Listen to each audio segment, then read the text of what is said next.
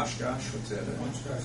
Air show every year, and he says this year, he says we got people stopping in here to buy fuel because again they're coming from the East Coast to there, and they can't begin to touch the prices on the East Coast.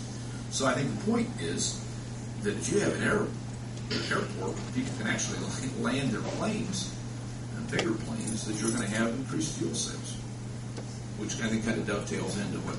There's a break off in the chart. Airports, the national pilots that fly high performance aircraft. That's not only jet but piston. And they're flying high performance. They usually only have charts they call for. The charts are 5,000 or greater. They don't get the charts for any aircraft, even though they may be could land at an airport less than 5,000. They don't get those charts, so therefore they can't fly them. And so it's just the way that the corporations operate their businesses, where they have a certain level of charts that are available to them. Those are the airports that they'll look at. And so at 5,000 is usually a break off for flying aircraft, high performance aircraft. What percentage of the airport budget does Skydive Greensburg represent? As income? Yes. I would have to go back and research that. I really don't know. They buy a lot of fuel, and they do pay a large hangar fee. Could I mention something? Go ahead. Based on what Don had said. Earlier today, I received a call from a corporation out in Texas. They had been referred to me by Hillenbrand Industries. They want to fly into Greensburg so that they can refuel in Greensburg, as Hillenbrands do not sell fuel. So they plan on coming into Greensburg at approximately 4 o'clock Wednesday afternoon with the purpose of being able to buy fuel in Greensburg, and Hillenbrands will pick them up and take them to their business. So Hillenbrands has told us before that they would love to see us expand our airport so that the people who have to refuel can get fuel at Greensburg instead of having to go to Covington, Kentucky, or Columbus, Indiana. Okay. The next question to it was, if Skydive Greensburg were to leave tomorrow, how would that impact your business? I would have to do some. Can we get? I made a note. Can we get back to the figures? We don't have tonight.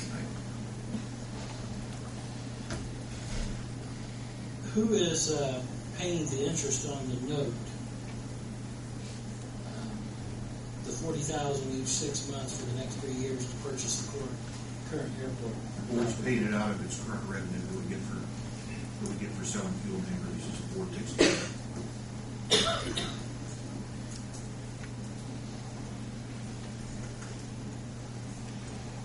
Where do they get the money?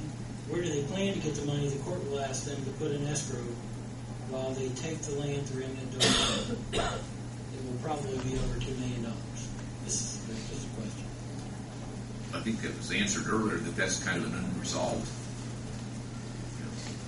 It's an unresolved matter. I mean, there's no question it's going to take money.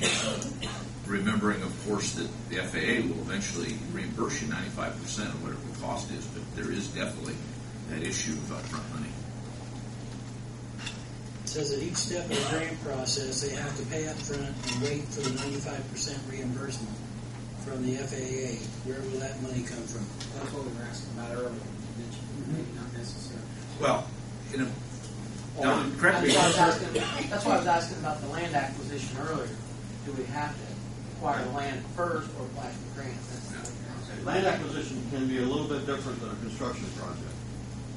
See, construction, you're getting vouchers, you're getting bills. I mentioned early on that we structure the granting program, and we've been really successful with this. A lot of airports structure the grant program where once you sign that grant and we initiate the first bill that goes into that account, the aviation trust, aviation fund, whatever you call it here locally, when that bill goes to that account to get paid for, at the same time, we are processing that with the FAA. And we've been real successful in almost like pass-through. When you get the bill in, the grant comes in, because it takes usually what? 30 to 60 days to get your get it on posted, get it ready for billing or payment. And at that period of time, the grant money comes in to the account ready to pay out. Okay? He's asking about land procurement. No, that was not the question. The land procurement is on a Overall. reimbursement grant. The construction for Jim Kiefer is called a working grant, so that it is, goes through. You It's don't still have to have reimbursement, money. but it's coming so quickly. Comes so Yes. fast, It's correct. come so fast Yes. that you don't have a lag. You don't usually have to come up with the money in advance. I've never seen that happen. You've always got Never had the it. money coming in from the FAA by the time your bill is due to the contractor. Now, Mr. Payne's question was structured just a little bit different. Yeah. He specifically is addressing only land.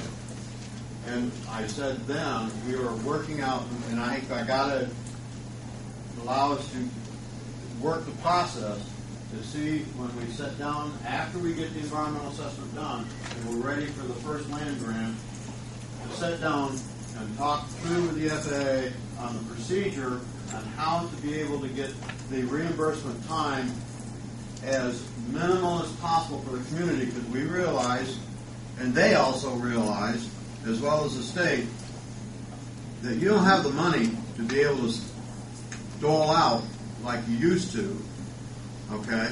I mean, years ago, you used to maybe have a reserve account that you're going to be able to dole out and then it get filtered back in. But you may not have a reserve account right now to be able to do that. Or if that reserve account that you have has already been stretched to its limit, we all realize that. We want to be able to minimize that time and land as well as the way we do it with construction. I am going to try to work with the FAA as much as possible to reduce that reimbursement process down as much as we can get it down. I don't know the full answer to how much time. I know it's going to be, could well be within, well, actually, what is it, the eminent domain process, if it, and I realize that that's really a nasty word, and I would feel the same way. It does have its good parts about it to the landowner. If you research eminent domain, there's very good parts to the landowner as far as reimbursement and cost and that. There's breaks, there's tax breaks there. That's financing, and it's not the emotion. That's just the finance part of it. But anyhow, just on the negotiation of the land, I believe it's a 90-day process. Is that fair enough to say, roughly? That we will be able to get it within that 90-day process. So instead of an interest-bearing bond issue or something, a burden, we would probably be able to get that interest built into your local share to be minimal, 90% on a payment. The land acquisition can be structured to where we could possibly buy in packages, not the whole thing at one time. Okay? And we need to figure that out too.